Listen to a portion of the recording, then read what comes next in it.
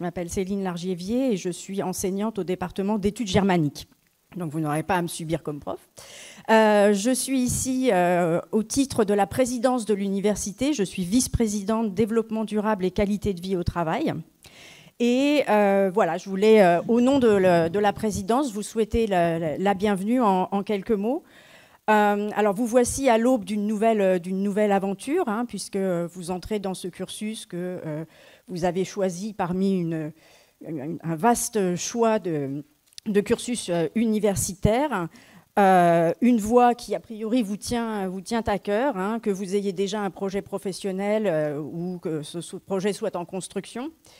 Alors l'université, pour vous, pour la majorité d'entre vous, c'est un lieu nouveau, c'est aussi une autre façon de fonctionner, hein, par rapport au lycée. C'est un lieu d'apprentissage, d'acquisition de savoir, d'acquisition de savoir-faire, mais c'est aussi un lieu de vie, un lieu de contact, un lieu d'échange. Et c'est un aspect très important. Alors vous avez la chance cette année d'inaugurer un lieu nouveau, hein. Vous savez que c'est la première rentrée qui se déroule sur ce site Nation, avec les aléas qui peuvent aller avec. Vous avez certainement dû avoir des informations à ce sujet. C'est un bâtiment, puisque je suis vice-présidente de développement durable, haute qualité environnementale, même si là encore il y a quelques petits ajustements à faire, mais vous verrez très vite que déjà c'est un beau lieu. Vous avez peut-être déjà eu l'occasion de le visiter, un lieu très, très convivial, et donc ce sera à vous de contribuer à le faire vivre, hein, d'une certaine façon, et ce sera à vous d'en prendre soin aussi, parce que c'est vraiment un bel objet qu'on vous confie à partir de cette rentrée. Voilà, je ne serai pas plus longue, et je vous souhaite une très bonne rentrée. Merci.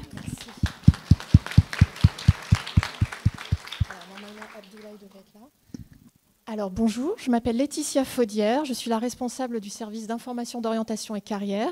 Normalement, monsieur Abdoulaye Diallo devait venir vous donner un mot d'accueil. C'est notre vice-président, c'est votre vice-président étudiant. Donc vous aurez l'occasion de pouvoir éventuellement échanger avec lui un petit peu plus tard. Vous aviez également une petite présentation de nos collègues de l'UNEF, des organisations syndicales étudiantes qui sont là pour se présenter. Ils sont présents sur le forum qui est les stands qui sont présents dans le hall. Donc voilà, je ne m'appesantis pas plus puisqu'ils vous en parleront peut-être un petit peu plus. Et nous allons rentrer dans le vif du sujet. Alors tout d'abord, vous avez un kit d'accueil. On va prendre juste 5 minutes pour détailler le contenu de ce kit. Donc je vous invite à ouvrir votre sac. Comme les hôtesses de l'air pour leur montrer.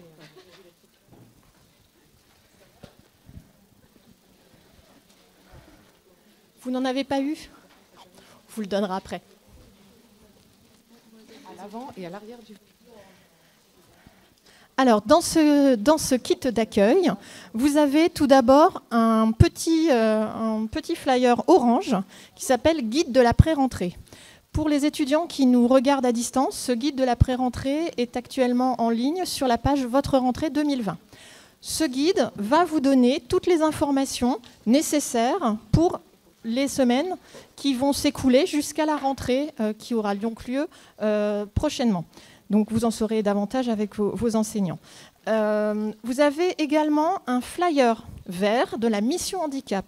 Alors,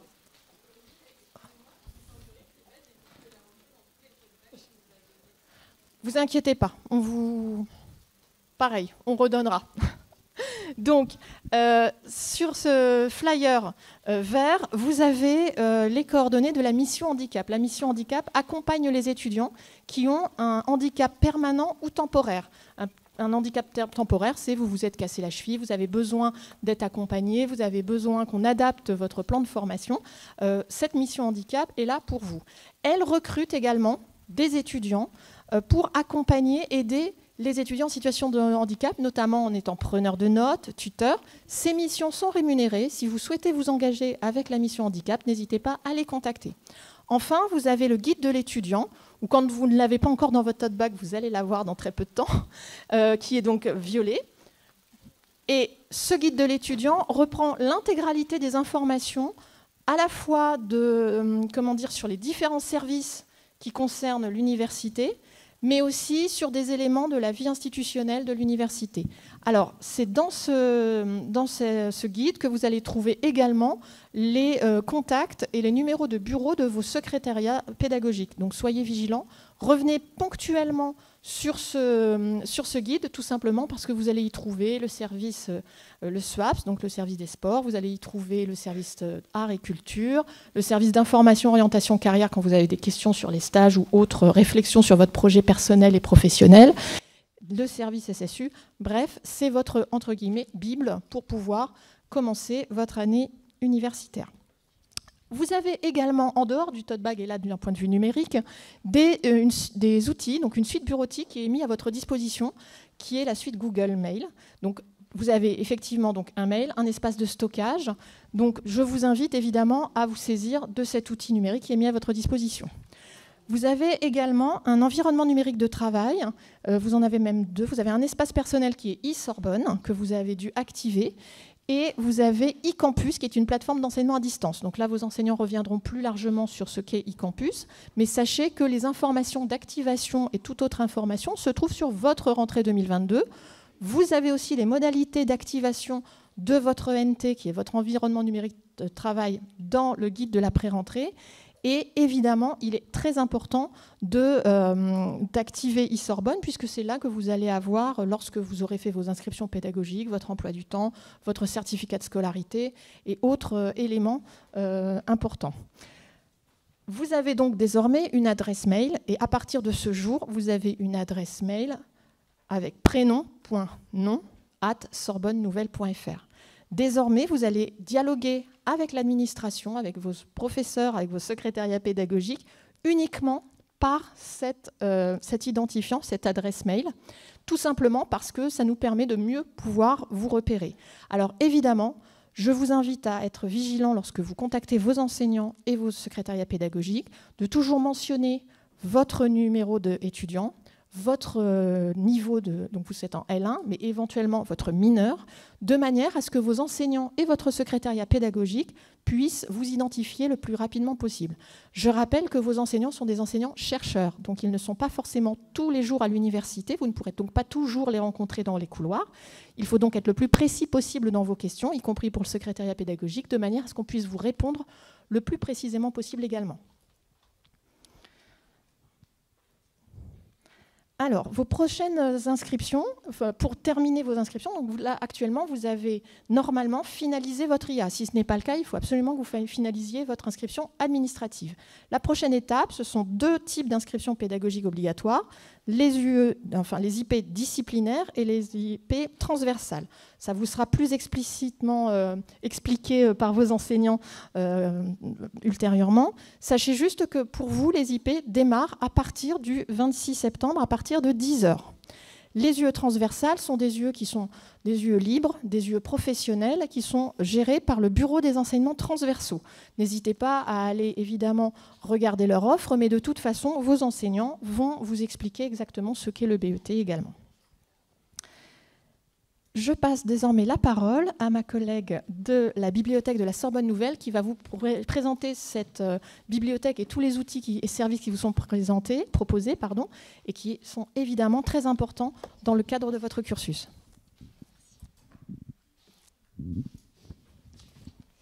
Donc, bonjour à toutes et à tous, je suis Élise Leclerc, chef du département des formations des usagers de la direction des bibliothèques universitaires.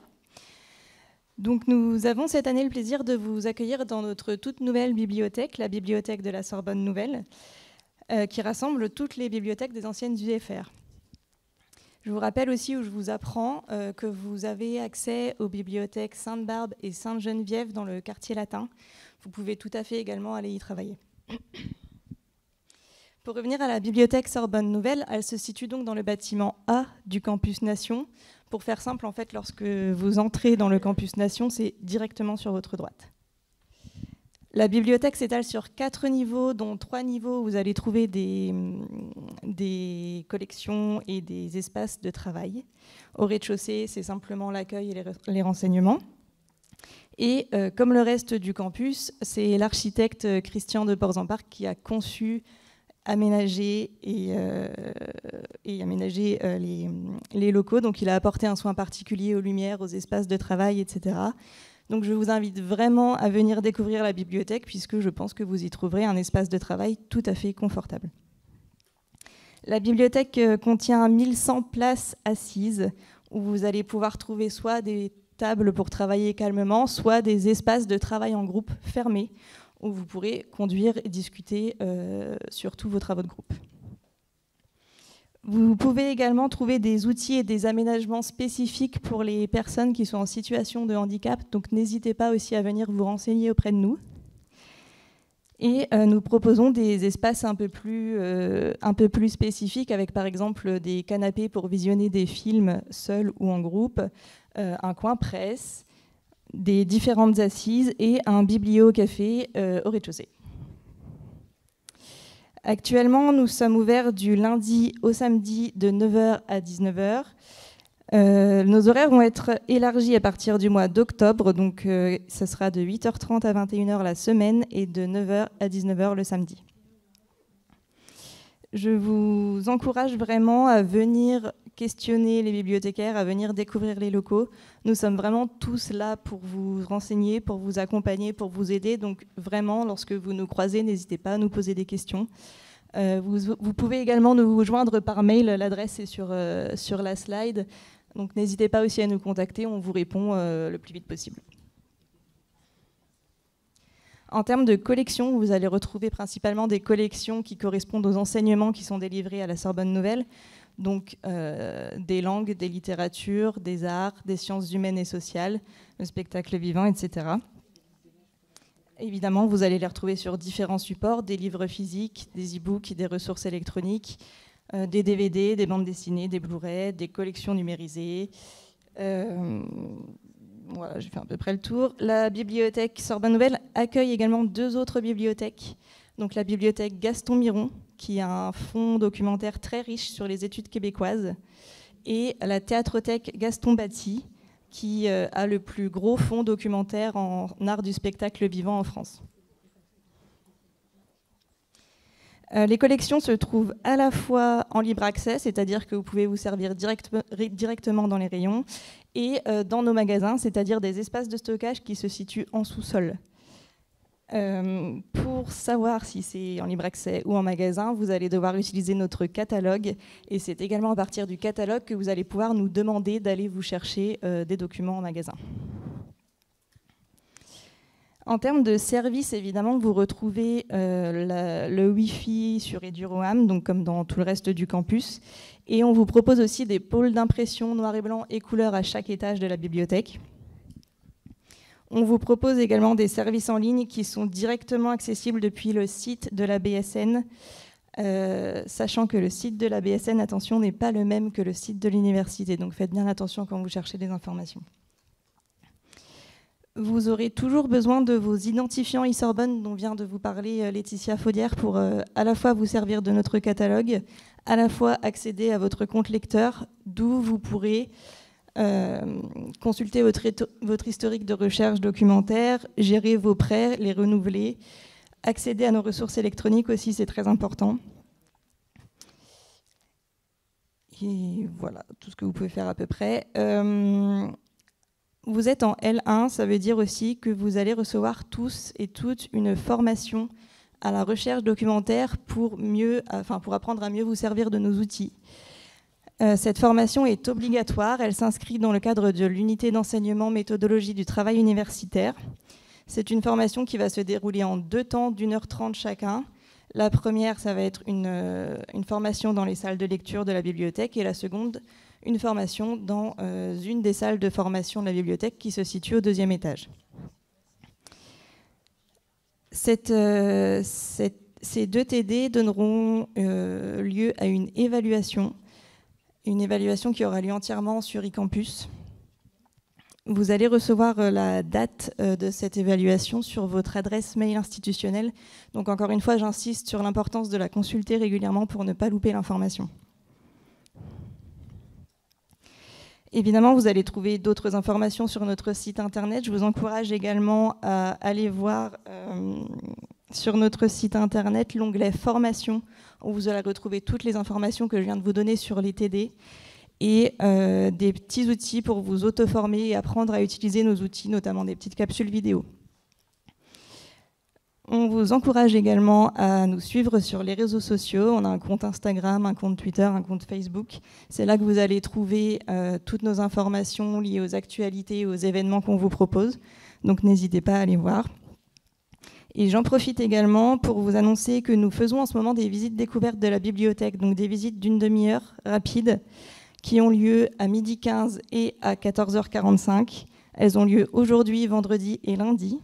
Donc aujourd'hui, si vous souhaitez y participer, rendez-vous directement dans le hall d'accueil de la bibliothèque où ce sera premier arrivé, premier servi. Si vous voulez vous inscrire pour vendredi ou pour lundi, le lien d'inscription se situe sur la page qui est dédiée à la pré-rentrée sur le site de l'université.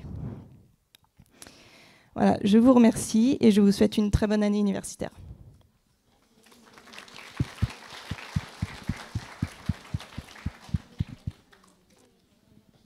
Nous redonnons la parole à Laetitia Faudière.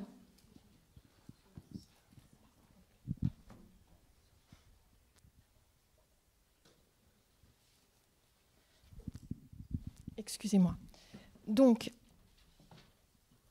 alors, pour information, très rapidement maintenant, l'université vous soutient et vous accompagne tout au long de l'année, notamment en vous proposant via le service de santé universitaire, le SSU, des consultations médicales, donc la vérification par exemple de la vue, de l'audition, l'aide au sevrage tabagique.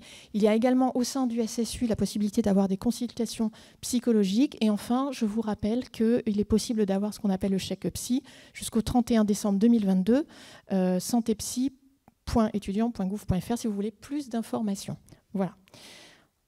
Enfin, dernière information très importante, vous avez une carte d'étudiant. Munissez-vous toujours de votre carte d'étudiant car tout simplement, vous ne pouvez pas rentrer sur le site sans cette carte. Donc voilà, nous sommes toujours sous Vigipirate, donc n'oubliez pas votre carte.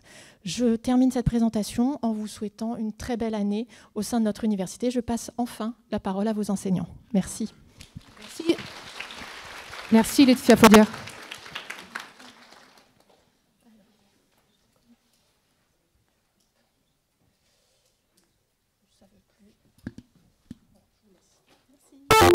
Merci beaucoup.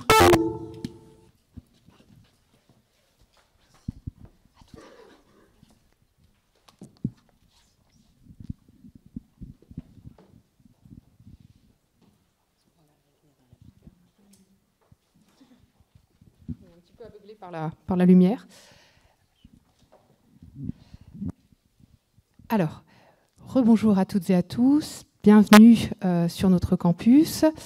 On va d'abord peut-être se présenter, ou se représenter. Donc, je suis Marie Sorel, maîtresse de conférences en littérature française et également responsable pédagogique de la première année de licence de lettres au département LLFL.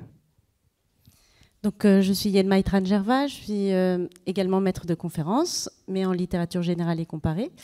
Et je suis directrice du département de littérature générale et comparée, au moins pendant ce premier semestre. Et voilà, donc je le présenterai plus en détail tout à l'heure aux étudiants de la mineure littérature.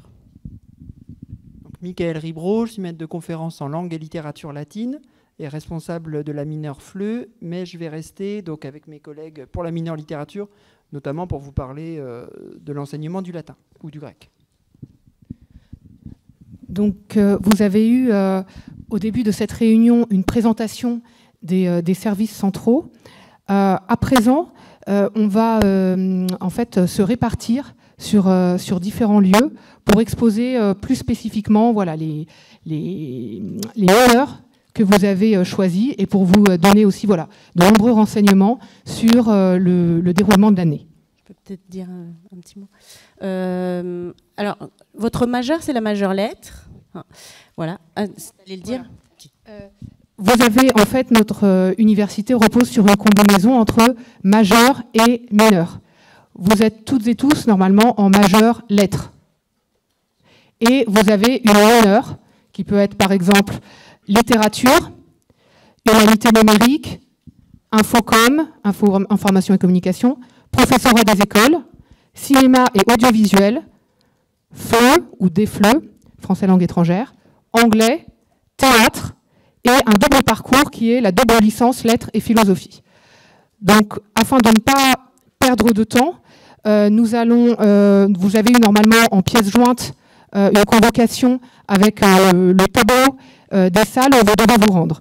Alors, les personnes qui sont en meilleure littérature restent dans cet amphi. Avant de vous lever, je voulais juste vous présenter Alexandra Burlot, qui est la secrétaire pédagogique de L1 et qui s'occupe justement là de tout le monde. Elle va s'occuper de vous, quel que soit votre mineur. Donc c'est bien que vous l'ayez vu. Et son bureau est au 5e étage du bâtiment A. Vous n'accédez pas directement au bâtiment A, il faut passer par le bâtiment B pour rejoindre le bâtiment A. Et on traverse une petite passerelle qui est très solide et on arrive au bureau d'Alexandra. Voilà, donc c'est quand même bien que vous l'ayez vu avant de partir dans vos mineurs. Donc on vous laisse vous rendre au bâtiment C pour vos mineurs. Les personnes en littérature restent dans l'amphi.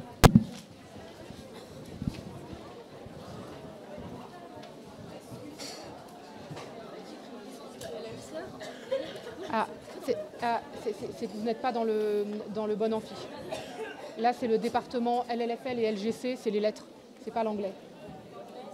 Sauf si vous êtes en mineur anglais. Mais si vous êtes en majeur anglais, ce n'est pas la bonne salle. Là, il faut que vous regardiez sur la page de la Sorbonne Nouvelle et que vous regardiez la liste des rentrées avec les horaires et les salles. Oui ? Non. Voilà. Non, là, c'est vraiment du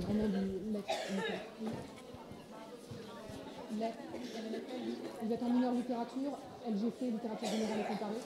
Restez ici jusqu'à la fin. D'accord, vous avez reçu normalement un message, vous avez déjà fait des IA, des inscriptions administratives. Oui. Donc vous êtes bien inscrite en lettres. Alors, et quel est votre mineur? Vous êtes en langue. Donc c'est pas ici en fait.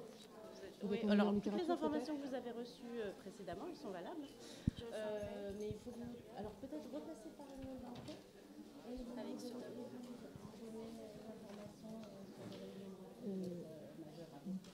avec de lettres modernes, master. J'ai commencé à changer, mais sinon j'ai rien reçu d'autant ici. En fait, quand vous avez fait cinéma C106. C106. Donc le bâtiment C, vous allez remonter, le bâtiment C sera plutôt vers du coup. On peut s'inscrire normalement. Sinon, il y a des...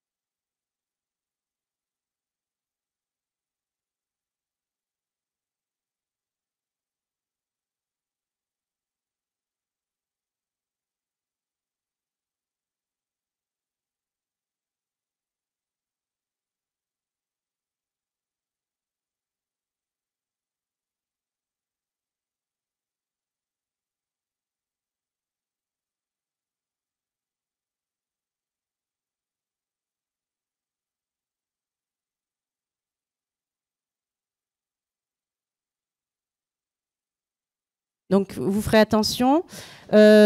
Pour vous expliquer un peu, peut-être ma collègue reviendra dessus, mais l'organisation majeur-mineur, les étudiants qui sont en mineur lettres reliés à une autre majeure vont suivre en fait des enseignements avec les étudiants de la majeure lettres. Hein.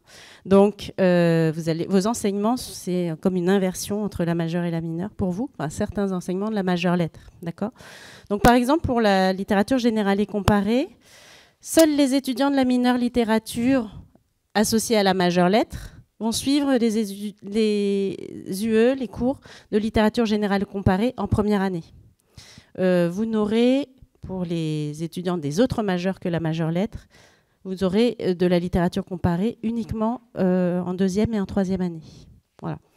Mais bien sûr, vous aurez aussi des enseignements de lettres en première année, mais ils ne seront juste pas assurés par le département de LGC. Alors, nous allons commencer cette réunion par des informations très pratiques.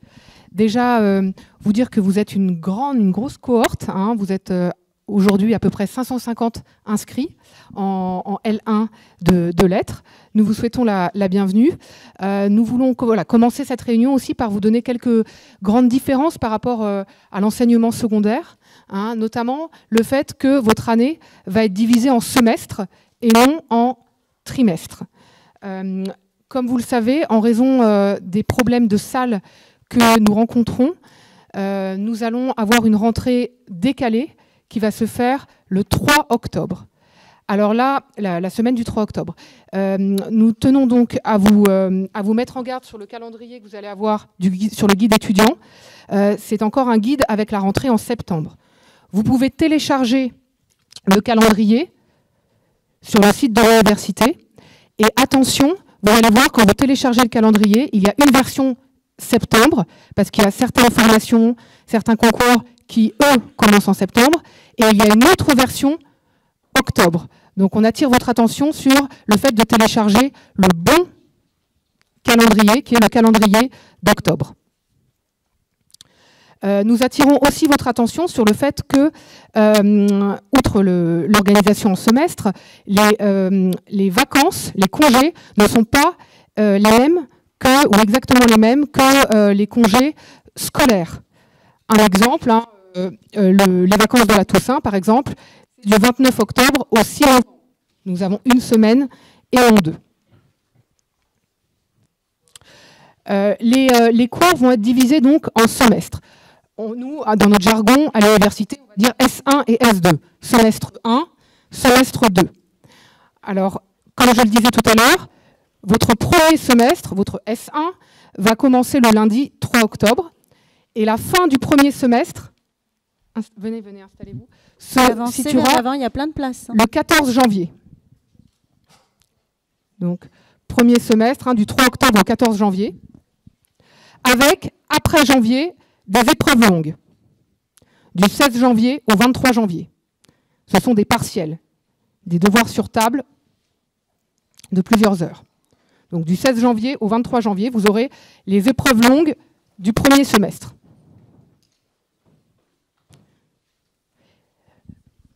Le début du semestre 2, puisque l'année est divisée en semestres, commencera le 30 janvier. Et le semestre 2 finira le 29 avril. Semestre 2 commencera le 30 janvier et vous finirez le semestre 2 le 29 avril. Et les épreuves longues du semestre 2 auront lieu du 9 au 17 mai. Les gros partiels, les épreuves longues, hein, du semestre 2 auront lieu du 9 au 17 mai.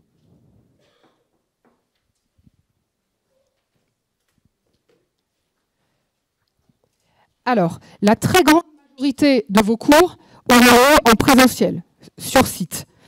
Mais en raison d'un problème de salle, nous tenons à vous signaler, nous en sommes désolés, que certains cours, les cours du BET, Bureau des enseignements transversaux, auront lieu en distanciel asynchrone. Alors, je sais, c'est un peu un jargon distanciel asynchrone. Ça veut dire que les cours seront consultables en ligne. Et c'est à vous, en fait, de trouver un créneau dans la semaine. Je vous conseille de prendre toujours le même créneau pour être très discipliné.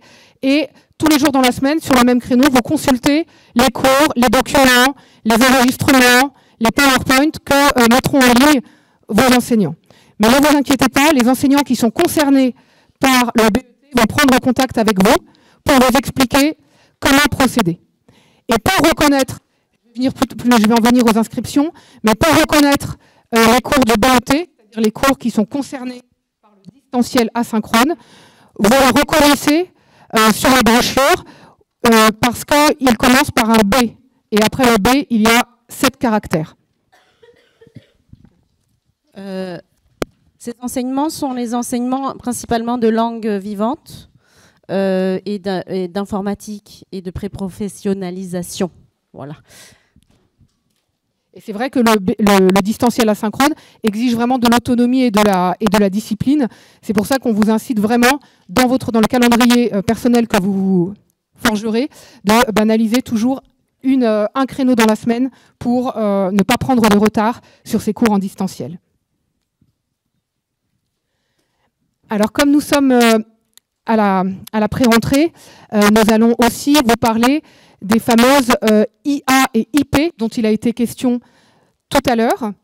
Alors, les IA sont ce qu'on appelle les inscriptions administratives. Je crois que vous avez en grande partie fait toutes et tous vos IA.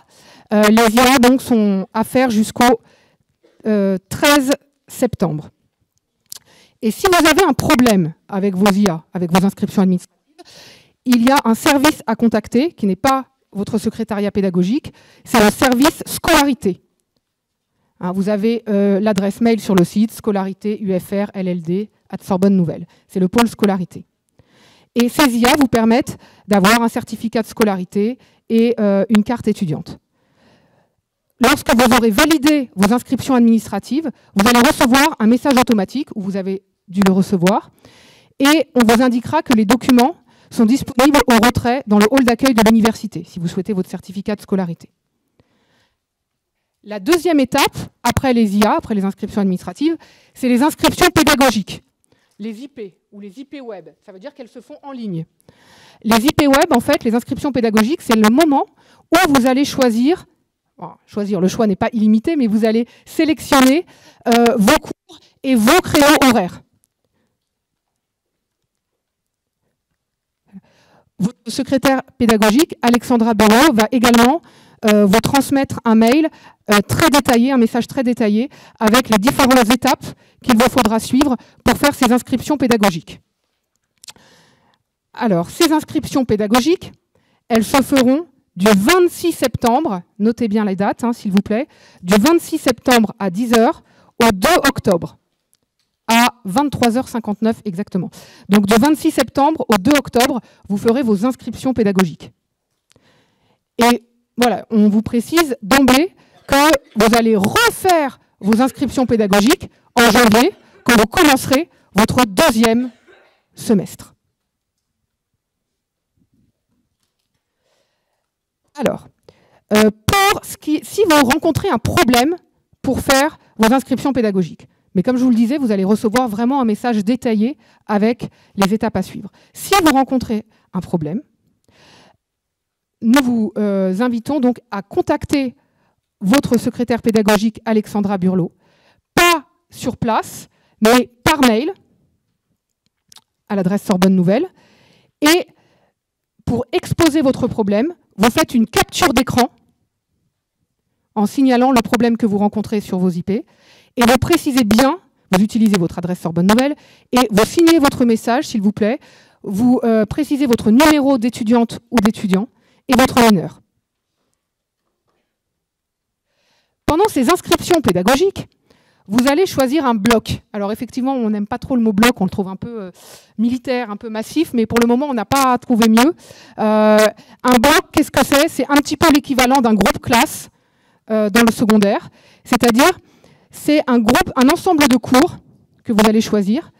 Et c'est très bien. Pourquoi? Parce que ça va vous permettre de voir un groupe de camarades plusieurs cours dans la semaine. Donc c'est très agréable parce que ça vous permet de vous voir plusieurs fois dans la semaine et de pouvoir travailler ensemble et de fédérer les groupes. Alors vous allez choisir un bloc allant de 1 à 13. Vous allez voir ça dans vos IP en ligne, dans vos inscriptions. Chaque bloc est un ensemble qui comprend 4 cours. Et ces cours ont à chaque fois des horaires qui sont prédéterminés et indissociables. Les cours concernés par le bloc, c'est l'histoire littéraire, littérature, culture et société, littérature, culture et société. Méthodologie du travail universitaire. Méthodologie du travail universitaire. Et français moderne. Alors, même si vous avez très envie d'être sur plusieurs blocs, ce n'est pas possible. Vous ne choisissez qu'un seul bloc. Et quand vous choisissez un bloc, vous avez à chaque fois l'horaire des 4 cours. Vous ne pouvez choisir qu'un seul et même bloc pour ces 4 cours. C'est un ensemble. Et un bloc d'étudiants ou d'étudiantes, c'est à peu près 40 à 50 personnes maximum. Et comme je le disais, c'est vraiment un atout pour s'entraider, pour créer du lien, etc. Bien sûr, vous n'aurez pas que 4 cours cette année. Vous allez aussi avoir d'autres cours à sélectionner dans vos inscriptions pédagogiques. Un cours de langue vivante, par exemple, un cours dans la mineure que vous avez choisi. On va reparler, bien entendu, de votre mineure, la mineure littérature. Vous aurez également un cours d'informatique, un cours de pré-professionnel, un cours d'aide à la réussite. Je reviendrai un petit peu sur l'aide à la réussite, un cours dont je suis responsable. Alors là, un conseil qu'on vous donne, bien sûr, c'est aussi de vérifier que les cours du bloc que vous sélectionnez sont compatibles avec vos autres cours. Oui, voilà, je vais finir pour les IP, et puis après je te le... Ah oui. Et une fois que vous aurez validé vos IP, vous pourrez, sous 24 heures, consulter sur votre emploi du temps personnel, voilà, votre emploi du temps, sur votre espace personnel, votre emploi du temps. Il faut attendre 24 heures. Attention, ne vous inquiétez pas, si le cours littérature, culture et société, qui est un cours de 4 heures, ne vous inquiétez pas s'il n'apparaît pas tout de suite sur votre emploi du temps. C'est pour des raisons un peu techniques, mystérieuses qu'on ignore, mais il apparaît toujours après. Donc voilà, ne demandez pas la messagerie de votre secrétaire pédagogique parce que vous n'avez pas encore le cours de littérature, culture et société. Ça va venir. Vous êtes toutes et tous ici dans cette salle en mineure littérature. Alors je laisse ma collègue vous préciser certaines choses sur vos IP, vos inscriptions pédagogiques pour la mineure littérature. Voilà, donc comme je disais tout à l'heure, ce que je vais dire là ne concerne que les étudiants de la mineure littérature et ne concerne pas, par exemple, les étudiants de la mineure lettres relevant d'autres majeurs. Je vais revenir sur ce cas particulier-là. Donc pour les étudiants de la majeure lettres mineure littérature, qui est la grande majorité des gens ici présents, vous aurez, au moment de faire vos inscriptions pédagogiques, vous devrez choisir 2 cours de mineurs. 1 à chaque semestre, donc 2 au premier semestre et 2 au deuxième semestre. À chaque semestre, vous aurez un cours de LGC obligatoire. Alors la LGC, c'est la littérature générale et comparée, je vais y revenir tout à l'heure. Et pour distinguer les cours de LGC de vos cours de littérature française, il y a le code de cours. On a parlé des cours du BET qui commencent par un B. Les cours de littérature française et de langue française commencent par un F, de même que les cours de latin d'ailleurs. Et les cours de LGC, pour leur part, commencent par un K, comme comparé dans une langue imaginaire qui serait un peu germanique. Voilà. Ça nous a paru plus simple il y a quelques années de choisir cette lettre K pour désigner la littérature comparée parce que le C ou le LC nous paraissait trop polysémique. Ça pouvait renvoyer au cinéma, à la communication, etc. Donc on s'est dit, de toute façon, nous, on pratique les langues européennes et extra-européennes. Donc on va prendre le K. Et puis il se trouvait qu'à l'époque, le directeur était germaniste. Donc voilà, c'est resté. Et à chaque fois que vous allez avoir un cours en K, vous savez que c'est un cours de littérature générale et comparée et que la secrétaire pédagogique à contacter n'est pas Alexandra Burlot, mais est Anna Souza, ici présente, voilà, que je vous présente, qui va s'occuper de toutes vos UE en K. Voilà. Donc, si vous avez un cours en K dans lequel vous avez un problème d'inscription, c'est à Anna qu'il faut écrire. Il y a une adresse du département, hein, dept-lgc@sorbonnenouvelle.fr, d'accord. Et non à Alexandra Burlot, qui a déjà fort à faire en ne s'occupant que des codes en F. Voilà. Et quant au code en B, c'est le BET, qui est encore un autre service. D'accord ? Donc là, ça vous paraît compliqué, mais en fait, quand vous allez vous retrouver devant votre écran d'inscription pédagogique, il ne va pas vous proposer n'importe quoi. Il va vous proposer les cours qui vous sont proposés à vous en fonction de votre parcours. Donc vous n'allez pas avoir des cours de cinéma ou autres qui vont arriver là, hein. Donc vous allez vraiment avoir uniquement le choix des cours que vous pouvez prendre. Au premier semestre, puisque c'est le premier semestre qui nous intéresse pour l'instant, on fait un peu chaque chose en son temps là, en cette rentrée, parce que c'est un peu, voilà, on découvre aussi les complications les unes après les autres. Donc le cours obligatoire de LGC au premier semestre, c'est un cours de repères en littérature générale et comparée, dont le code commencera par K1RP. Et contrairement au cours de bloc, vous avez le choix de choisir, enfin vous avez le choix entre différents groupes qui se tiendront à différents moments de la semaine et qui porteront chacun sur un sujet différent. La littérature générale et comparée, donc votre mineur littérature au pluriel, vous propose une sorte d'ouverture par rapport à ce que vous allez explorer en majeur, et principalement la langue et la littérature française. Donc dans la mineure, vous allez sortir un petit peu des frontières de la France et de la francophonie pour aller du côté des littératures européennes et extra-européennes. C'est ce que vous propose la littérature générale et comparée et le latin. Puisque vous pourrez choisir de faire du latin. Je montre mon collègue parce qu'il est évidemment latiniste. Vous pourrez choisir de faire du latin ou notre cours de littérature générale et comparée, qui est littérature et art. Hein, donc, vous verrez qu'une fois que vous aurez choisi votre K1RP, qui lui est obligatoire, on va vous demander de choisir entre un cours de F, quelque chose qui sera du latin grec, ou un cours de K1AA, initiation à l'intermédialité, c'est-à-dire aux relations entre les arts, qui lui est un cours de littérature générale et comparée. Hein. Donc, vous aurez ce choix-là. Je précise, parce qu'on n'a pas pu malheureusement vous distribuer des brochures en cette pré-rentrée, ce qu'on fait d'habitude, mais la reprographie connaît des problèmes de personnel et donc ils n'ont pas pu à temps nous reproduire les brochures que nous distribuons d'habitude. Donc les brochures sont en ligne. Il suffit que vous alliez dans un moteur de recherche sur Internet et que vous tapiez brochure LGC Paris 3 ou Sorbonne Nouvelle et vous tomberez sur la page Internet qui vous permettra de trouver la brochure des enseignements de littérature générale et comparée. Parce qu'évidemment, vous n'allez pas les choisir uniquement sur le titre et sur l'horaire. Vous allez vouloir savoir quelles œuvres seront étudiées dans tel ou tel cours. Et cela se trouve dans la brochure, et en particulier dans un document séparé de la brochure que j'ai appelé, je ne sais plus comment, offre de cours et descriptif du premier semestre, quelque chose comme ça, pour la LGC. Il y a l'équivalent, évidemment, pour la littérature française et la langue française dans la brochure du département LLFL. Et ça, c'est aussi une particularité de notre université, c'est que la littérature française et la littérature comparée constituent deux départements séparés. Ce n'est pas le cas dans toutes les universités. Et c'est pour ça aussi que, d'un point de vue administratif, ça paraît plus compliqué parce que vous avez des interlocuteurs différents entre votre majeur et votre mineur. Donc il y a aussi deux brochures différentes, c'est plus simple, c'est-à-dire que nous faisons la nôtre et puis LLFL fait la sienne. C'est déjà bien compliqué pour chacune des composantes de faire sa propre brochure. Donc il faut que, pour avoir toutes les informations, il faut que vous téléchargiez les deux brochures. La brochure de LLFL et la brochure de LGC. Sachant que la brochure de LGC, cette année, on l'a faite en deux parties, donc il y a en fait deux documents. Il y a la brochure générale qui vous décrit le département et vous donne un peu la liste des cours. Et il y a la brochure offre de cours et descriptifs premier semestre, où vous allez avoir les descriptifs de tous les cours de premier semestre qui vous seront proposés.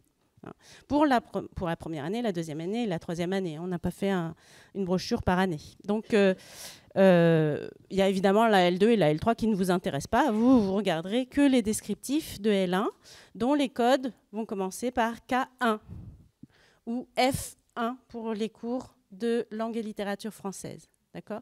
Le deuxième caractère dans un code de cours, c'est toujours le semestre d'enseignement. Donc, vous allez avoir que des choses en une lettre 1. Donc B1 pour les cours du BET, F1, K1. D'accord ? Et après, il y a deux lettres qui sont généralement un peu des repères concernant le contenu du cours. et ensuite un chiffre qui est un numéro d'ordre, en fait, qui est le numéro dans la machine du cours tel qu'il a été créé après 15 autres, par exemple. Donc, il va s'appeler K1RP 015, parce que c'est le 15e cours de K1RP qui a été créé dans le logiciel qui répertorie les cours. D'accord ? Ça va pour tout le monde ? Ouais. Non, pas du tout. Vous êtes perdus ?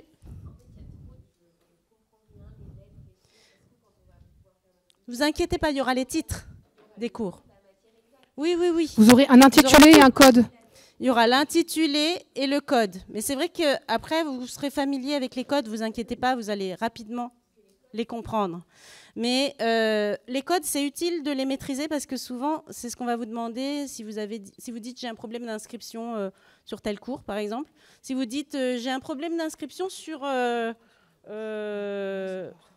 je dis un peu n'importe quoi parce que je ne sais pas si c'est ce semestre-là, mais sur des hommes et des baleines. J'ai un cours sur des hommes et des baleines, mais je crois que c'est au 2e semestre.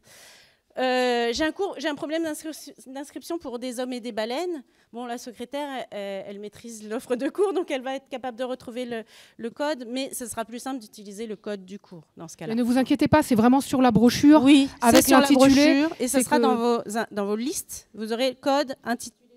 Je pense que ça aurait été plus concret si nous avions eu la brochure papier aujourd'hui. C'est ce qui arrive normalement les années précédentes. Là, il y a eu un petit retard sur l'arrivée de la brochure papier. Mais n'oubliez pas qu'elle vous a été envoyée également en pièces jointes. Vous pouvez la voir aussi, comme l'a dit ma collègue, vous pouvez la télécharger sur le site. Donc voilà, c'est normal, hein, c'est nouveau, il y a de nouveaux sigles, de nouveaux codes, mais vous allez les acquérir très rapidement.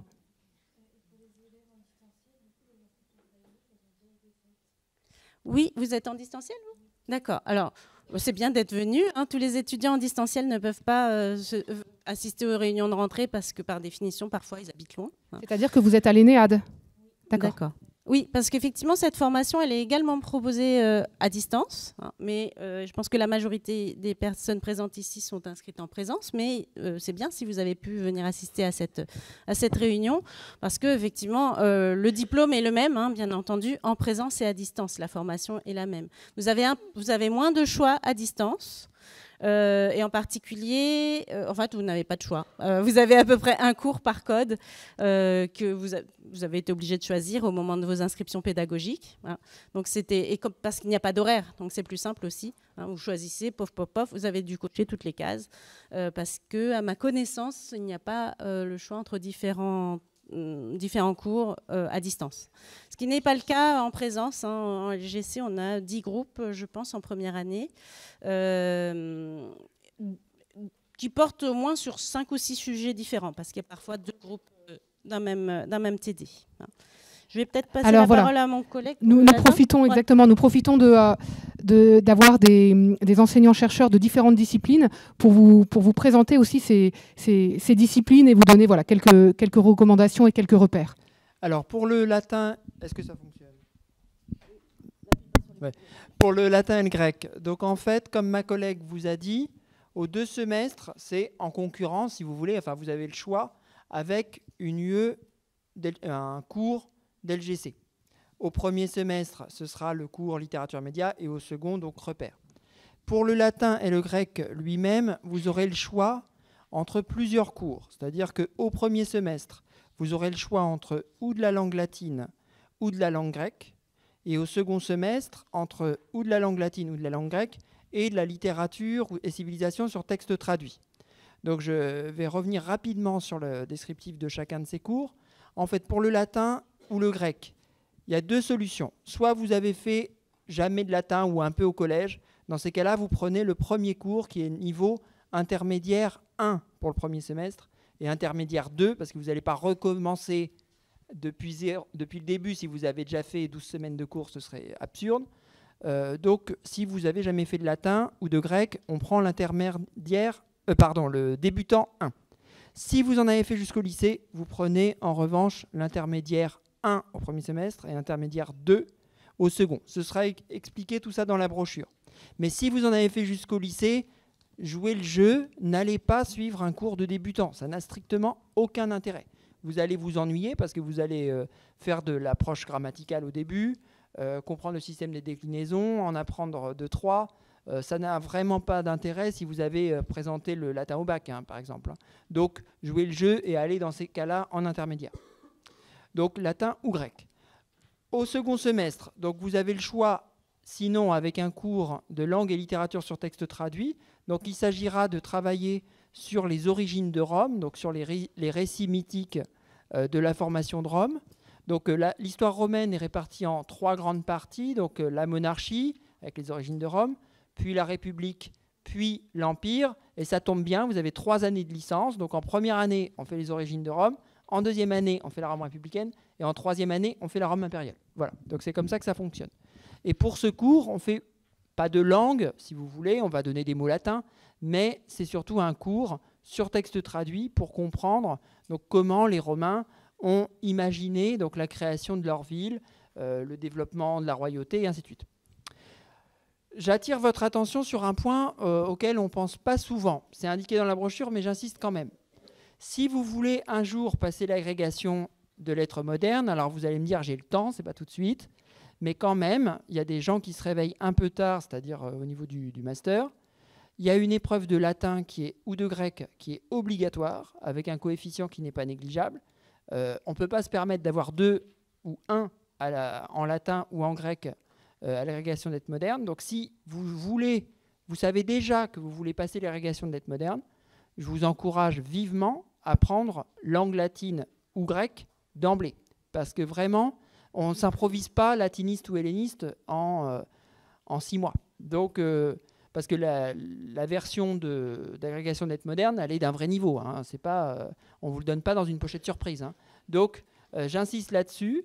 Pensez-y. Alors, vous pouvez vous rattraper en L2, par exemple, ou même en L3, mais il va falloir carburer un petit peu. Puis, il y a des cours de remise à niveau après au niveau de l'agrégation. Mais si vous avez déjà ce projet, faites-le, vous gagnerez du temps et l'effort sera quand même moins dur. Voilà, donc en gros, pour l'enseignement des langues anciennes. Ouais. Je vais pas mettre les lunettes. Bonjour, moi, on m'entend ? Je suis Michel Lecol, je suis professeure en sciences du langage. Donc, sciences du langage, c'est l'autre nom pour linguistique. Alors, personnellement, je n'interviens pas en L1, mais je suis venue pour dire quelques mots sur ce que c'est que la linguistique. Donc là, on vous a parlé dans les blocs des cours de français moderne. Et en fait, c'est sous ce terme français moderne, en fait, c'est la linguistique. Donc, vous avez un cours de français moderne, français moderne dans chacun des semestres en L1 et en L2. Donc il y en a 4 en L1 et en L2, et il y a encore de la linguistique en L3. Donc c'est une matière qui a son importance et qui est complémentaire de vos études de lettres. Alors, pour dire un petit peu en 2 mots ce que c'est que la linguistique, alors le point de repère peut-être que vous avez le plus proche, enfin les 2 points de repère, c'est les études de langue étrangère et les études de grammaire, qu'on peut faire en principe dans le secondaire. Alors, je vais me situer plutôt par rapport à la grammaire. Alors, la grammaire, c'est une discipline, disons, ce qu'on appelle prescriptive, c'est-à-dire qui vous dit on doit dire comme ci, on ne doit pas dire comme ça. Pour l'orthographe, c'est un peu la même chose. Donc, on apprend des conjugaisons, etc. Et de l'orthographe grammaticale et des règles de grammaire, disons. La linguistique, d'une certaine manière, on pourrait dire qu'elle prend appui sur ça, mais ce n'est pas une discipline prescriptive, mais c'est une discipline descriptive, c'est-à-dire qu'elle décrit les pratiques réelles, que ce soit, alors j'y insiste, à l'écrit ou à l'oral. Ce qui est un petit peu différent de la grammaire, parce que la grammaire, en général, c'est sur uniquement l'écrit. Donc, la linguistique décrit la pratique du langage, en général, à travers la réalité des langues. Donc, là, c'est le lien avec les langues étrangères, à travers la réalité des langues, du point de vue de l'écrit, de l'oral, et puis la variation. Comment on parle, par exemple, si on parle de l'oral, les variations d'accent d'un endroit à l'autre de la France, par exemple.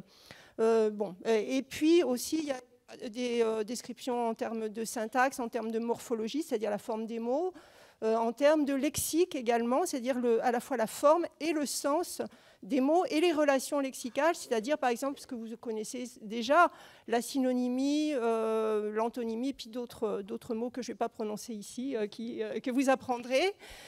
Donc on essaye, il y a donc je reviens à 4 cours entre le L1 et le L2, avec une progression. Donc la première année, le premier semestre, c'est bon, moi j'y enseigne pas, mais c'est un panorama assez général sur ce qu'est la linguistique. Et puis, donc, je pense que c'est plutôt centré sur le français, mais qu'on ne s'interdit pas de faire des comparaisons avec d'autres langues. Par exemple, le latin, c'est tout à fait ce qui peut se pratiquer en description des langues. Au deuxième semestre, c'est plus centré sur l'analyse syntaxique, c'est-à-dire la structure des phrases, la structure des groupes de mots et la structure des phrases. C'est pas des sacs de mots, c'est structuré de manière à amener à la compréhension, bien sûr. Voilà, bon, ça c'est la syntaxe. En troisième semestre, c'est plutôt centré sur ce qu'on appelle l'énonciation, c'est-à-dire très rapidement le rapport entre le locuteur, c'est-à-dire celui qui parle, et la langue. Quelles sont les traces dans la langue et de manière privilégiée la langue française, mais ça peut être d'autres langues.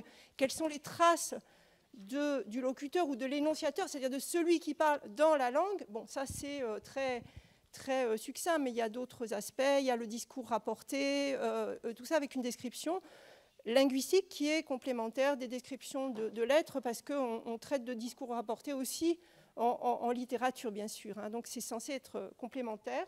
Et le dernier semestre le dernier cours de L2 s'appelle Forme et sens et traite des questions de sens et de forme du point de vue au niveau inférieur au mot, même au niveau de la phrase, au niveau du texte et des relations lexicales dont je parlais tout à l'heure. Hein, quand j'ai parlé tout à l'heure de synonymie. Et c'est celui que je connais le mieux puisque j'y enseigne. Puis en L3, vous avez, alors, outre ces cours dont je suis en train de parler, il y a aussi d'autres cours de linguistique, mais bon, là je ne vais pas en parler, enfin, en tout cas c'est toujours la même philosophie. Il y a un cours, je crois, de diachronie, c'est-à-dire d'histoire de la langue, hein, d'évolution de la langue. Ça rentre dans la linguistique aussi. Et puis, il y a 2 cours en L3 de sémantique lexicale. J'y enseigne au premier semestre, et puis l'autre, je n'ai pas retenu, mais bon, enfin, voilà. Vous aurez la linguistique, et c'est une discipline qui est assez importante dans chacun de vos semestres. Voilà. Merci Michel Lecol, merci beaucoup pour voilà, c'est une découverte aussi de la licence. Comme vous l'avez constaté, en fait, vous êtes en lettres, et à l'intérieur des lettres, vous avez une grande variété de disciplines.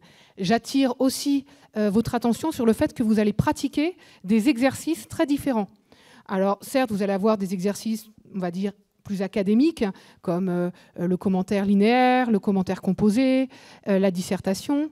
Vous allez aussi avoir des synthèses sur dossier. Vous allez aussi avoir de l'écriture créative, de l'oral avec des joutes oratoires, des jeux autour de la rhétorique.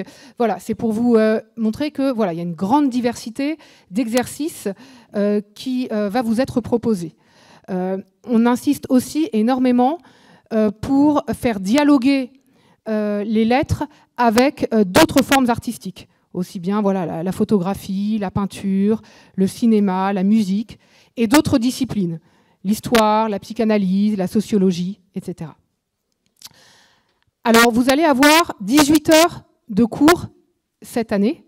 Ça peut vous sembler léger, entre guillemets, mais attention, vous comptez bien entendu le double si vous prenez en compte le travail personnel que vous allez fournir. Notamment les lectures. Vous verrez sur la brochure, sur chacun des descriptifs de cours, vous avez ce qu'on appelle un corpus, c'est-à-dire un ensemble de textes qu'on va étudier et auxquels on va se rapporter. Une fois que vous aurez fait vos inscriptions pédagogiques et que vous connaîtrez vos cours, nous vous invitons vraiment à vous procurer les livres le plus vite possible et à commencer la lecture avec prise de notes pour être vraiment à l'aise dans les cours. Vous aurez aussi des travaux de recherche, des exposés. Nous vous conseillons vivement aussi de travailler en groupe, puisque vous allez aussi appartenir à un bloc quand vous aurez fait vos inscriptions pédagogiques. Nous vous invitons également à travailler à la BU, à la bibliothèque universitaire. Nous avons une très belle bibliothèque universitaire ici, et ça peut être vraiment un lieu de travail très agréable et un lieu aussi où emprunter des documents. Je parlais des blocs. Vous allez donc appartenir à un bloc allant de 1 à 13. Vous allez non seulement donc, tisser des liens privilégiés avec certains camarades que vous verrez plus souvent, vous aurez également un directeur ou une directrice d'études. Un directeur ou une directrice d'études, c'est un peu l'équivalent d'un professeur principal dans le secondaire. C'est-à-dire que c'est un professeur, et là c'est très bien cette année parce que vous avez l'ensemble de vos directeurs et de vos directrices d'études en cours. Donc vous les voyez au premier semestre.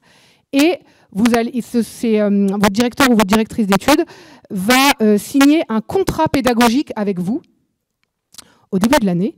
Et ce contrat pédagogique, c'est un peu une fiche de renseignement très détaillée sur votre parcours, vos besoins, vos difficultés. Et ça permet de vous guider au mieux dans votre orientation et dans votre scolarité. C'est aussi à votre directeur et directrice d'études que vous pourrez que vous pourrez contacter, si vous avez des conseils, des questions sur l'orientation, sur la méthode, sur les cours. Voilà, ce sera l'un de vos interlocuteurs privilégiés l'année de L1, c'est votre directeur ou votre directrice d'études. Et votre directeur ou directrice d'études, vous allez l'avoir, entre guillemets, toute l'année, même si vous ne l'avez plus en cours au second semestre. Même si, au second semestre, vous allez très très probablement changer de bloc, puisque vous allez refaire une inscription pédagogique. Pour plus de stabilité et pour pouvoir vraiment, pour que votre enseignant vous connaisse le mieux possible, vous allez garder le même directeur ou même directrice d'études toute l'année. Donc n'hésitez pas à leur écrire si vous avez des questions au second semestre. Comme je vous le disais tout à l'heure, nous sommes une très très grosse cohorte et nous tenons aussi à ce que nos étudiants se sentent le mieux possible en cours, qu'ils tissent des liens, qu'ils travaillent ensemble. On insiste aussi sur l'importance des sorties culturelles pour se nourrir, que ce soit exposition, cinéma, spectacle, théâtre. Et on a décidé de mettre en place de manière expérimentale cette année une élection des délégués par bloc. C'est-à-dire que dans chacun des blocs, il va y avoir une élection de délégués avec 2 délégués et 2 suppléants. Et ces délégués vont avoir déjà un rôle d'interlocuteur par rapport à l'équipe pédagogique, mais aussi, et c'est un peu la différence avec le secondaire, ces référents vont pouvoir aussi initier des sorties culturelles, avoir des initiatives, etc., pour fédérer les blocs. Mais bien sûr, on en reparlera de manière plus précise, mais vous pouvez garder en tête que les élections auront lieu au mois d'octobre. Et ça peut vraiment, c'est pratiqué dans d'autres départements de notre université. Et nous, nous avions envie, cette année, d'initier cette démarche pour vraiment constituer une ambiance de classe et vous aider au mieux à réussir. Voilà, c'est toujours un petit peu dense, là, je suis d'accord avec vous, c'est beaucoup de renseignements, mais c'est aussi le temps, ce temps-là en commun, on en a, comme vous voyez, on va être tous après dispatchés dans différents cours, différentes mineures, différents groupes. C'est le moment aussi de vous donner toutes ces informations. Sachez néanmoins que on se doute bien que vous ne pouvez pas tout retenir et qu'il y a certaines informations qui vont être un peu oubliées. Vous pouvez bien entendu nous contacter pour avoir plus de précision. Comme l'ont dit mes collègues, nous vous incitons très fortement à utiliser le plus vite possible votre messagerie Sorbonne Nouvelle et aussi à aller très fréquemment sur votre ENT, espace numérique de travail. C'est aussi là que vos enseignantes et vos enseignants vous donneront des informations sur le cours, même par exemple une absence ou un changement de... Voilà, ça c'est très important. Vous donneront aussi des ressources à voir, à visionner, à utiliser, etc. Donc c'est vraiment un espace pédagogique et il est important de le consulter très souvent. Bien sûr. Alors, je voulais dire deux choses en complément de ce que vient de vous dire ma collègue. C'est que votre adresse Sorbonne Nouvelle, c'est une adresse Gmail. En fait, c'est une adresse Gmail camouflée en Sorbonne Nouvelle. Mais c'est une adresse Gmail. Donc, si vous pratiquez Gmail, vous ne serez pas dépaysé en utilisant votre adresse Sorbonne Nouvelle. Vous pouvez aussi la mettre sur votre téléphone portable, hein, avec vos autres adresses électroniques. Hein, comme ça, vous avez, si vous avez quelque chose qui vient d'un de vos enseignants ou de l'administration, vous ne manquez pas de message. D'accord ? Donc, n'hésitez pas à vraiment... je ne sais plus comment on dit maintenant... installer votre adresse Gmail sur votre téléphone portable, enfin votre adresse Sorbonne Nouvelle, pardon. Et donc ça vient avec un drive, comme l'a indiqué tout à l'heure Laetitia Faudière, hein, comme toutes les adresses Gmail. Ça vient avec un drive, ça vient avec un calendrier, et ça vient avec l'accès à Google Meet, qui est le logiciel de vidéoconférence qu'on utilise donc dans cette université. Et bon, comme vous allez avoir des enseignements distanciels asynchrones, normalement, on espère que vous n'aurez pas trop à utiliser Google Meet. Mais si jamais on doit faire une visio, ce sera par Google Meet. Pour les étudiants à distance, peut-être que certains enseignants donnent des petits rendez-vous de temps en temps par Google Meet. C'est ce qu'on appelle le regroupement en début de semestre, hein, qui vous permet de voir votre enseignant au moins une fois. Comme je parlais du distanciel, puisqu'il y a quelques personnes ici qui relèvent de la formation à distance, ça me permet aussi de vous parler de la plateforme eCampus. Alors, la plateforme eCampus, vous allez y accéder via votre ENT, hein, mon eCampus. Et c'est quand même un site un petit peu à part. Il n'a pas exactement la même apparence que le site normal de l'université. Et c'est en fait une plateforme d'enseignement, eCampus, qu'utilisent exclusivement les étudiants à distance et que les étudiants en présence peuvent utiliser, si leurs enseignants l'utilisent, comme ce qu'on appelle le support du présentiel enrichi. C'est-à-dire que, personnellement, moi, je fais de moins en moins de photocopies et les documents que je mets à disposition de mes étudiants, en fait, je les mets en PDF sur l'espace de cours associé à mon cours en présence. Donc ça, vous le verrez quand vous aurez fait votre inscription pédagogique. Dans votre ENT, vous allez dans mon eCampus et dans mon eCampus, vous allez avoir mes cours. Et dans mes cours, vous allez avoir tous les espaces de cours qui ont été créés qui correspondent à vos inscriptions pédagogiques. Et là, ça dépend beaucoup de votre enseignant. Chaque enseignant va avoir un rapport personnel avec la plateforme eCampus et va avoir un usage plus ou moins intensif de cette plateforme. Je pense que maintenant, après 2 ans de pandémie, nous sommes toutes et tous bien familiers avec la plateforme eCampus, même celles et ceux d'entre nous qui ne l'utilisions pas trop auparavant. Donc, il y a de bonnes chances que vous ayez cette plateforme de présentiel enrichi associé à chacun de vos cours en présence. D'accord ? Et donc, vos enseignants pourront vous dire, bah, ça, je l'ai mis sur eCampus, ou vous pourrez retrouver le calendrier du cours sur eCampus. Dans ce cas-là, c'est dans mes cours, enfin, mon eCampus, mes cours et le code du cours. On parlait du code, mais il y a aussi l'intitulé. Donc, même si vous ne connaissez pas au début le code bien de vos cours, vous retrouverez le titre du cours et même le nom de l'enseignant. Donc, il y a moyen quand même de vous y retrouver. D'accord ? Mais ça, vos enseignants vous en parleront lors des premiers cours, lors des premiers cours que vous aurez avec eux, hein, la semaine du 3 octobre. Mais voilà, pour l'instant, comme vous n'avez pas fait vos IP, si vous allez sur mon eCampus, vous n'avez rien. Hein, c'est logique. Vous allez peut-être avoir des espaces de communication avec eCampus, justement, avec des tutoriels pour vous aider à manier la plateforme, ou peut-être, je ne sais pas si le secrétariat a créé un espace eCampus, mais bon, à l'LGC, on a essayé de créer un espace d'information parce qu'on s'est rendu compte que les étudiants ne vont pas beaucoup sur le site de l'université et sur les pages des départements. Et donc, parfois, pour mettre un peu de manière visible certaines informations, nous utilisons eCampus. Par ailleurs, vos enseignants pourront vous écrire en groupe, c'est-à-dire qu'une fois les IP faites, le groupe classe est constitué.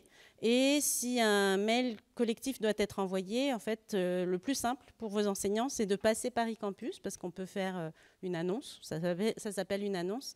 Et cette annonce correspond en fait à un envoi collectif de mails à l'ensemble du groupe. Voilà.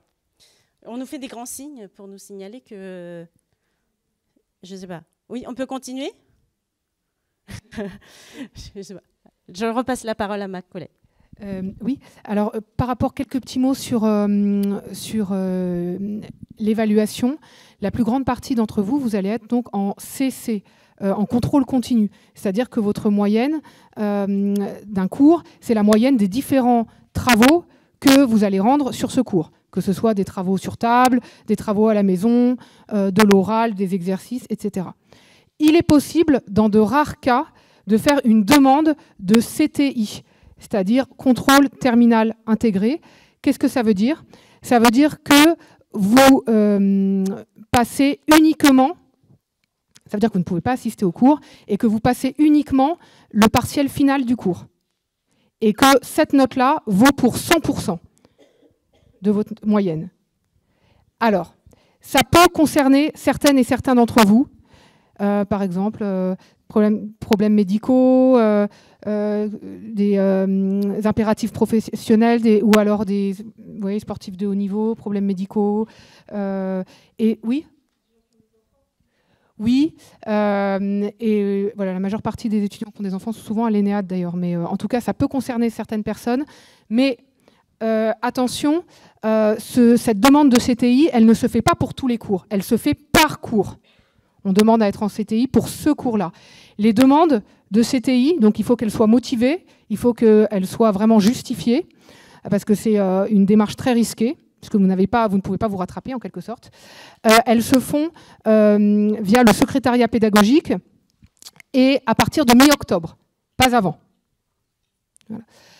Ensuite, pour ce qui est de l'évaluation, nous vous précisons que, en fait, à l'Université Sorbonne Nouvelle, les semestres se compensent entre eux et les UE se compensent entre eux à l'intérieur d'un semestre. C'est un système de compensation. Je donne un exemple. Si, par exemple, au S1, j'ai 8 de moyenne générale à mon S1, mon semestre 1, et qu'à mon semestre 2, mon deuxième semestre, j'ai 12 de moyenne générale, 12 et 8, donc j'arrive à une moyenne de 10 sur 20. D'accord ? Tout à l'heure, je vous ai dit que la fin du S2 était le 29 avril. J'ai commis un oubli impardonnable. J'ai oublié de vous dire qu'il y avait bien entendu une session 2 qui était organisée, c'est-à-dire la session des rattrapages. Si vous n'avez pas obtenu 10 de moyenne à l'année, ou si vous n'avez tout simplement pas pu, pour X ou X raison, passer vos épreuves. Ces rattrapages ont lieu du 20 juin au 1er juillet. Et il faudra s'inscrire en ligne au rattrapage. C'est la même chose, rattrapage ou session 2, pour le jargon toujours universitaire. On a parlé tout à l'heure des épreuves longues. Il faut peut-être définir ce qu'est une épreuve longue. En fait, une épreuve longue est une épreuve sur table qui dure plus longtemps que le temps de votre cours. Donc, une épreuve longue ne peut pas se passer pendant le semestre, parce que les emplois du temps sont trop serrés pour qu'on puisse déborder, par exemple, d'un cours sur l'autre et vous faire une épreuve de 4 heures. Donc, c'est pour ça que les épreuves de 4 heures ont lieu au moment de la session dite des épreuves longues et que vous allez avoir une succession d'épreuves de 4 heures pendant cette semaine d'épreuves longues. D'accord ? Mais pour les épreuves qui durent 2 heures ou moins, vos enseignants pourront vous les faire passer pendant le semestre. C'est le cas des cours de LGC. Au premier semestre, les épreuves durent 2 heures. Donc, il n'y aura pas d'épreuve longue de LGC correspondant au premier semestre en première année. Au deuxième semestre, vous aurez une épreuve longue parce que l'épreuve passe à 3 heures. Donc là, on ne peut plus la faire pendant le temps du cours. D'accord ? Donc, pour la LGC, pour certaines épreuves du BET qui durent 1h30, ça peut avoir lieu pendant le semestre et ça, c'est vos enseignants qui décideront à quel moment dans le calendrier ils placent leur épreuve sur table de fin de semestre. Ça peut être la dernière séance, mais ça peut être aussi l'avant-dernière séance s'ils souhaitent pouvoir vous voir après l'épreuve et soit vous rendre les copies s'ils travaillent très très vite, s'ils corrigent très très vite, soit vous faire un corrigé sans remise des copies, ce qui est toujours un petit peu stressant, mais qui est bien aussi parce que comme ça, vous savez, vous partez avec, disons, une information plus complète par rapport à l'épreuve que vous avez passée. D'accord ? Mais ça, c'est vraiment du choix pédagogique de chaque enseignant. Oui, tu parles voilà, effectivement des épreuves longues et des examens. Voilà, ça me renvoie à la question de la mission handicap et de la majoration des temps d'épreuve. Alors, Laetitia Faudière vous en a parlé tout à l'heure avec le PowerPoint. Sachez que nous avons dans notre établissement une mission handicap très dynamique qui se trouve au bureau A014-015. Et cette mission handicap peut, si vous vous trouvez en situation de handicap ou si vous pensez l'être, vous proposer des rendez-vous de manière à faciliter votre scolarité au quotidien. Ça peut être un prêt de matériel spécifique, si vous avez besoin de tel logiciel, de tel ordinateur. Ça peut être aussi un aménagement d'emploi du temps pour commencer un petit peu plus tard, pour avoir voilà, un aménagement qui prenne en compte votre handicap. Ça peut être donc un temps majoré, ce qu'on appelle souvent un tiers-temps, enfin un temps majoré pour les partiels, c'est-à-dire que vous composez dans une autre salle et vous avez plus de temps pour composer, etc. Cette mission handicap donc, est sous la responsabilité de notre collègue Yvan Bott. Et nous avons aussi, dans notre département LLFL, une enseignante, Maude Pérez-Simon, qui est référente handicap. Maude Pérez-Simon et Yvan Bott. Hein. Voilà. En LGC, c'est Guido Furci qui est le correspondant de la mission handicap. Alors, si après le rendez-vous avec la mission handicap, vous avez donc un aménagement spécifique pour suivre votre scolarité, par exemple, ne pas commencer à 8 heures ou avoir un tiers-temps en plus pour les épreuves, ou voilà, tel ou tel aménagement, vous allez avoir ce qu'on appelle un PAE, un plan d'aménagement étudiant. Et là, c'est très important, il faut que vous communiquiez votre PAE à votre secrétaire pédagogique et à vos enseignants, pour que vos enseignantes et vos enseignants ne vous pénalisent pas s'ils ne vous voient pas à telle ou telle épreuve ou s'il y a des retards dans les remises de copies, etc. Vous pouvez également rejoindre le réseau d'aidantes et d'aidants de la mission handicap. Par exemple, si vous souhaitez donner par exemple, vos prises de notes, si elles sont lisibles bien sûr, mais donner vos prises de notes pour voilà, faciliter aussi la scolarité de certaines personnes qui seraient en difficulté pour prendre des notes de cours. Hein, pour que vous le sachiez, les horaires d'ouverture de la mission handicap, c'est du lundi au jeudi, de 9h30 à midi, de 13h30 à 17h, et le vendredi, c'est juste le matin, 9h30 midi. Mais nous vous invitons vraiment à les consulter le plus rapidement possible, même voilà, dès le mois de septembre, là, pour que tous les aménagements soient mis en place au moment de notre rentrée du 3 octobre. Par rapport au CROSS, c'est-à-dire que si, pour les questions qui concernent la bourse, vous pouvez contacter, alors vous ne contactez pas le secrétariat pédagogique, vous ne contactez pas Alexandra Burlot, vous contactez le service scolarité. Et si vous souhaitez prendre rendez-vous avec une assistante sociale, il est également possible de le faire. Les rendez-vous se font en ligne sur le site du CROSS. Sur le site du CROSS, vous allez avoir un espace qui s'appelle « Mes services étudiants ». Et vous pouvez demander un entretien. Et les entretiens avec les assistantes sociales ont lieu sur le campus, au bâtiment D203 et D204.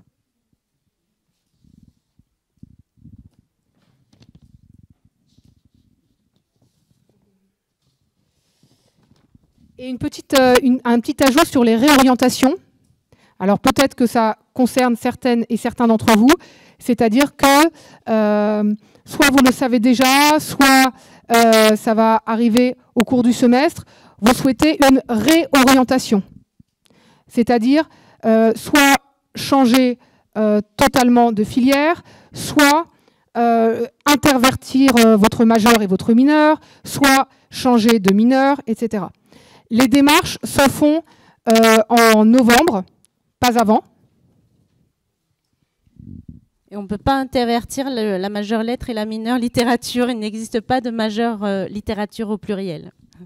Mais si vous êtes comme mineure lettres, par exemple, comme on a vu qu'il y a quelques personnes qui sont concernées, si vous adorez les lettres au bout du premier semestre et que vous vous dites « Oh là là, finalement, je préférerais faire lettres mineures com », c'est possible dans le cadre de la réorientation.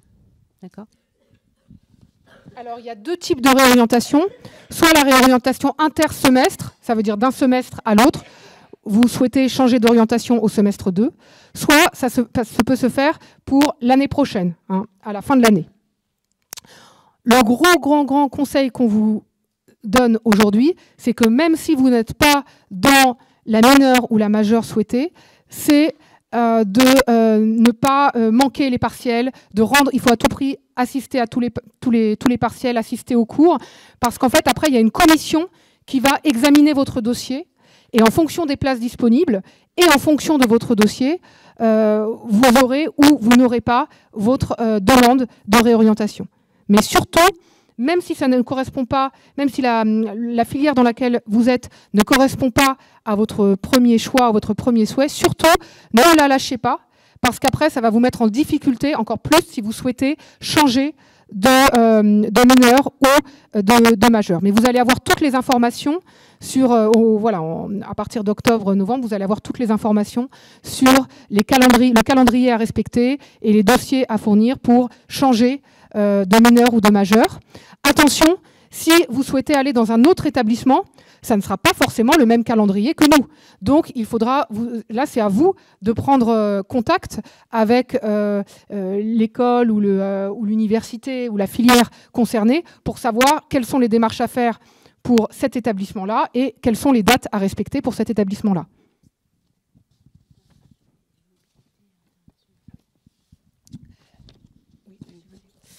Alors, pendant votre cursus de licence, si vous le souhaitez, vous pouvez envisager de partir à l'étranger dans le cadre d'une mobilité internationale.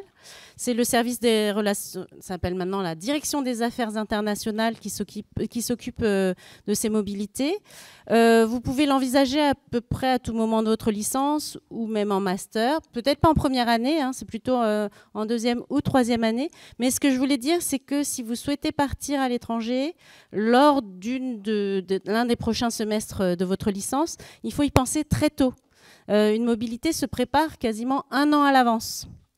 Donc, il faut que vous vous renseigniez sur les différents partenariats qu'il y a entre notre université et d'autres universités en Europe et dans le monde, et que vous contactiez les référents relations internationales dans les départements, et que vous vous renseigniez aussi auprès des coordinateurs de zone, selon la zone où vous voulez aller. D'accord, qui pourront vous donner renseignements sur le meilleur moment pour préparer votre candidature, la manière de la préparer, etc. Alors bien sûr, il n'y a pas toujours de la place pour tout le monde sur certaines destinations. Donc évidemment, si vous avez un très bon dossier universitaire, c'est-à-dire si vous avez été assidu aux évaluations, que vous avez de bons résultats, disons que vous avez un peu de meilleure chance de partir sur une destination très demandée. Il se trouve que je viens de recevoir la fonction de coordinatrice de la zone Canada. Donc je découvre la chose. Ne commencez pas à me poser des questions parce que je découvre vraiment la fonction. Donc pour l'instant, je ne sais rien. Mais j'en saurai plus bientôt. Mais surtout, je sais qu'il y a beaucoup de demandes pour partir au Canada. Et que donc il y a une phase de sélection des dossiers qui est assez drastique et qui bien sûr tient compte aussi de vos résultats universitaires. Donc si vous avez besoin d'une motivation pour bien travailler, outre le fait que les lettres c'est super, eh bien ça peut aussi jouer dans vos futurs dossiers de mobilité internationale. Hein, donc voilà, pensez pas seulement à court terme, la question du premier semestre, voire du deuxième semestre, mais toute votre licence et ces projets que vous pouvez avoir, peut-être aussi des stages que vous ne ferez pas peut-être en L1, mais voilà, toutes ces questions-là, il faut que vous y pensiez à l'avance, que vous prépariez vraiment à l'avance ces projets. Hein. Vous n'allez pas pouvoir les improviser et décider en mars que en avril, vous voulez être ailleurs. hein. Donc, il faut vraiment y penser quasiment 1 an à l'avance. Pour les stages, je maîtrise moins bien. Je vais laisser ma collègue peut-être dire quelques mots. Voilà, exactement. Tu me fournis une bonne transition sur la notion de projet. De même que la mobilité se prépare, l'orientation se prépare au plus vite. Nous avons un service d'information et d'orientation. Vous avez vu tout à l'heure Laetitia Faudière. Le service d'information et d'orientation se situe dans le bâtiment A, bureau A022. Et vous avez aussi une adresse mail, hein, sio@sorbonnenouvelle.fr. Et vous pouvez également prendre rendez-vous avec un conseiller ou une conseillère d'orientation pour avoir des informations précises, hein, sur un métier, une filière, etc. Et pour aller toujours sur cette question de l'orientation, il est possible de faire des stages dès la L1, mais durant les congés, afin que ça n'empiète pas sur votre première année. L'enseignante responsable des stages en LLFL est Nathalie Griton. Vous verrez également son nom sur la brochure, hein, responsable des stages.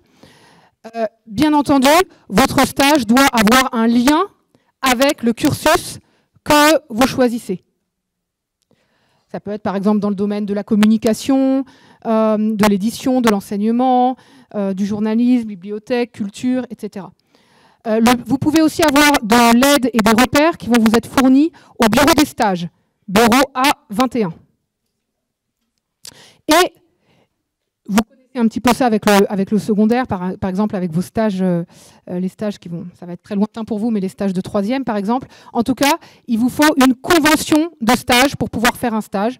Sinon, l'université est dans la totale illégalité, vous aussi, et en plus, vous n'êtes pas couvert ou couverte en cas d'accident. Donc, vous avez sur le site, hein, sur le site de l'université, sur la page des stages et des conventions de stage, vous avez un très beau schéma avec un circuit pour indiquer quels sont les interlocuteurs dans votre convention de stage, les signatures. Voilà, vous avez vraiment cet circuit dans la convention à vraiment bien indiqué. Cette convention, elle est téléchargeable, hein, sur le site. Vous avez sur la page convention de stage mode d'emploi, vous avez un bandeau étudiant et vous avez un petit onglet convention de stage. Vous pouvez la télécharger.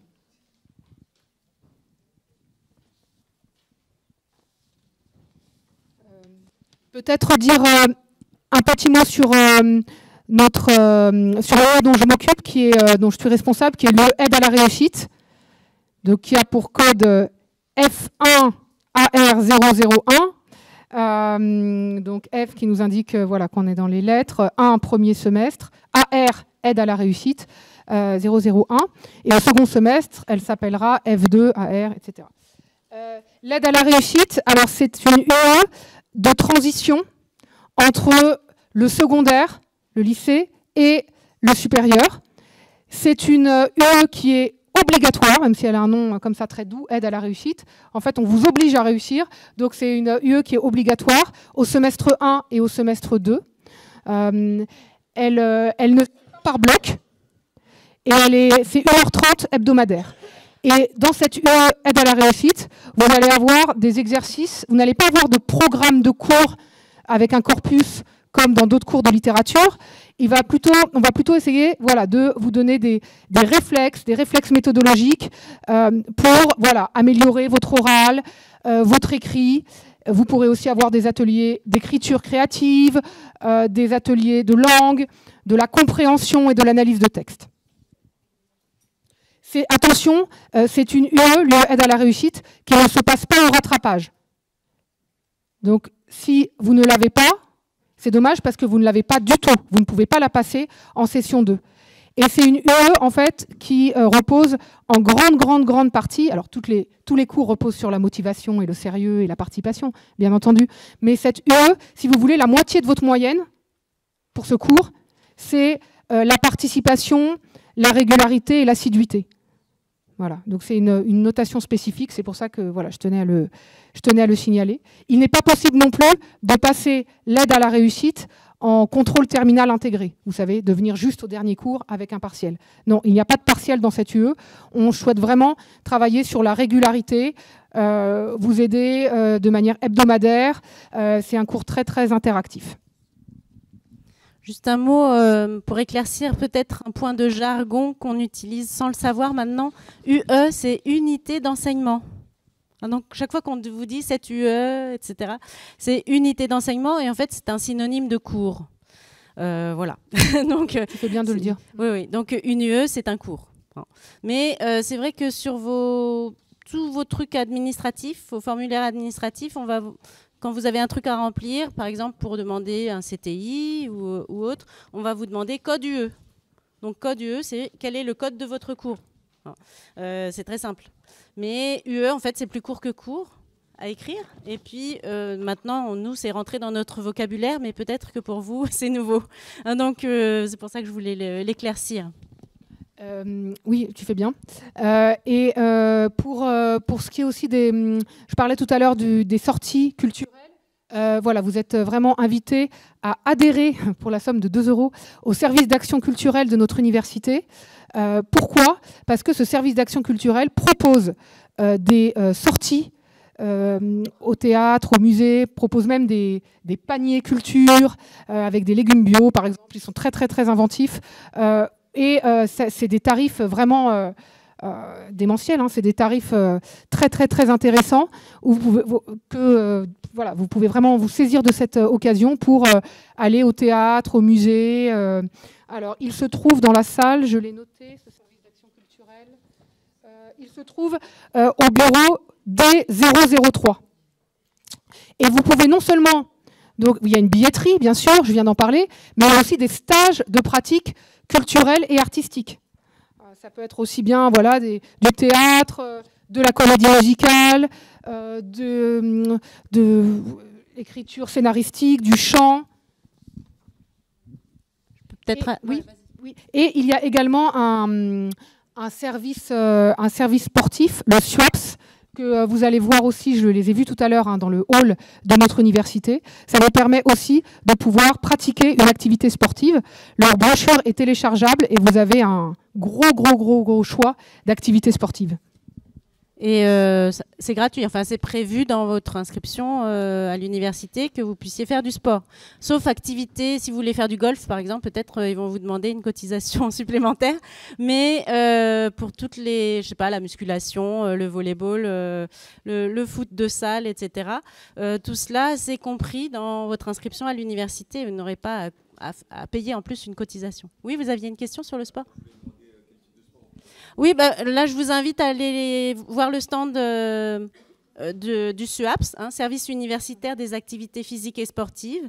De mémoire, là, j'en ai cité quelques-unes, mais il y a aussi des arts martiaux, il y a de la danse, il y a des sports collectifs, voilà, enfin, toutes sortes de choses. Non seulement la brochure est téléchargeable, mais vous avez aussi le bureau. Alors là, vous allez les voir aujourd'hui. Sinon, le bureau, c'est A013. Et il faut un certificat médical de moins de 3 ans.